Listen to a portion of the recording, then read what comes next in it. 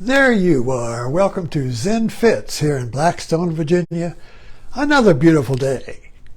What day is? I think it's Friday. All days seem to become one day. It's just one day, and it's got labels on it: Monday, Tuesday, Wednesday, Thursday, Friday, Saturday, Sunday. But it's still one day. That's being at the center of the world. If you're on the periphery, well then it's Monday, thank God. Or, oh no, it's Monday again. Or, thank God it's Friday. Or, oh no, it's Monday. Or all these labels and all these moods and feelings we attach to days and time. It's just one day, and every day's a good day. So what's the title of today's talk? I forgot. Keep your question alive. Keep your question alive. You know, we all have questions. We're born with asking questions. The baby, as soon as he gets words, what is that? What is that? What is that? And mother says, oh, that's a dog, that's a cat, and that's poo, don't touch that. And that's a hot plate, don't touch that. Oh, no, don't touch that. Oh, touch that. Don't touch, don't touch. From the get-go, we learn to live in words. Everything is a word. And everything is fixed by words. Like ice cubes. It's like we live in a world of ice cubes. Frozen words are like frozen awareness. Frozen knowing. Knowing is the question. Oh, when you look at a beautiful sunset, you're not saying, oh, what is that? Oh, that's a sunset, and then you can get a scientific description of it. Or no, in that wonder, there's a question that has no answer. That's called wonder. It's the question, it's the open, but it's no closure. As soon as science comes in and says, oh, well, that's this or that, or that's who am I? Oh, you're a brain. Oh, well, then I should go get a PhD in a brain, and then I'll know who I am. But there's no wonder in that, in myself, you see. Anyway, I digress. The point is, keep the question alive. Now, how do you keep the question alive when we want the answer? It seems like if I ask a question, I want an answer. And then I go running around looking for people that will give me an answer. I go to the scientist, I go to the priest, I go to the neighbor, I go to Google. I find an alternative theory that will give me an answer that satisfies me. You see, if I don't like this, if I don't like, whatever. Well, this is what's going on right now. Everyone's got an answer. But what are these answers? Information. We think answers is information today. Today, information is knowledge. Information is understanding. Information satisfies the question. But if you notice, there's no satisfaction to the question when you get information. And that's our delusion today. We think understanding and knowledge is on Google. What's Google? It's just a digital library of knowledge, stored knowledge. It's kind of like coal. What is coal but stored sunlight? So what do we want to do now? Well, stored sunlight has a side effect. It's killing us. So we want to find out how to go directly to the sun and use the sun as our source, to use light as our source, which has no side effect and is inexhaustible, you see. So that's kind of a metaphor for where we are right now. We're discovering that information is empty. Information will not satisfy our thirst. We're thirsty, and yet we're swimming in a lake.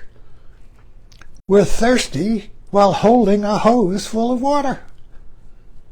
And we're all just thirsting, wanting answers that stop the thirst. But the answers come as information, and that's not satisfying. Because every information has its own opposite information.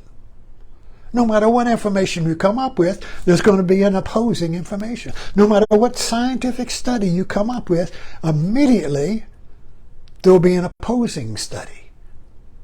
So everything comes with an opposing viewpoint. They rise together. There's no one viewpoint. They come as pairs.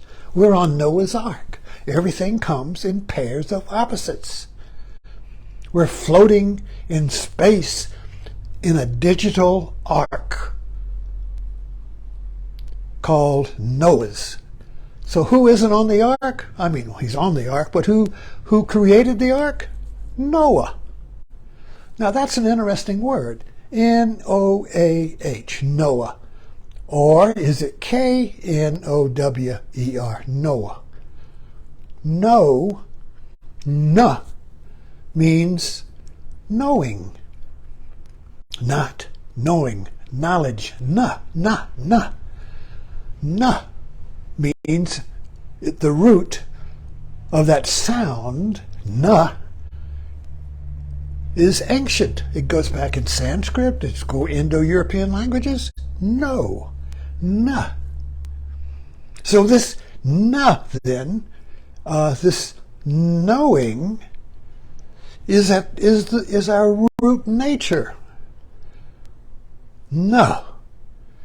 Knowing. We are knowing beings. We are questions. Heidegger said, man is a question. The question is knowing. Not what it knows, but questioning, you see. This knowing is not closed. We've made knowing closed and enclosed it with information. I think I know if I get enough information. But information is just words. I don't want to know words. I want to know who speaks the words. That is the question. Who speaks the words? See, and so we run around today, saying, oh, Trump speaks the words, or Biden speaks the words, or Gates speaks the words, or who's the opposite of Gates? Whatever. Everybody comes up with this word, opposing words, you see. So we're trying to find out who speaks the word. In the ancient, not ancient, but the Catholic prayer that I love, it goes like, speak but the word and my soul will be healed. Speak but the word. And the Bible talks about God is the Word. The Word was God. The Word is at the beginning. In Hinduism and yogis, Om. Om is the first word. In Zen, Mu. No. Na is the first word. What is the first word? It's knowing. You know. You are the first word. You are the knower. You know all words. You're not the word, you speak the word. So finding an answer in words is not the answer to who am I. Keep the question alive. What's the question that keeps you alive, that makes you real? The question is this real? When you have a viewpoint, do you question it and say, is this real? When you state emphatically, I know the information that solves the question, is it real? This question melts information because information is not real. Information is just words accumulated and stored like coal. It's not direct sunlight. It's not direct knowing. It's secondary knowing.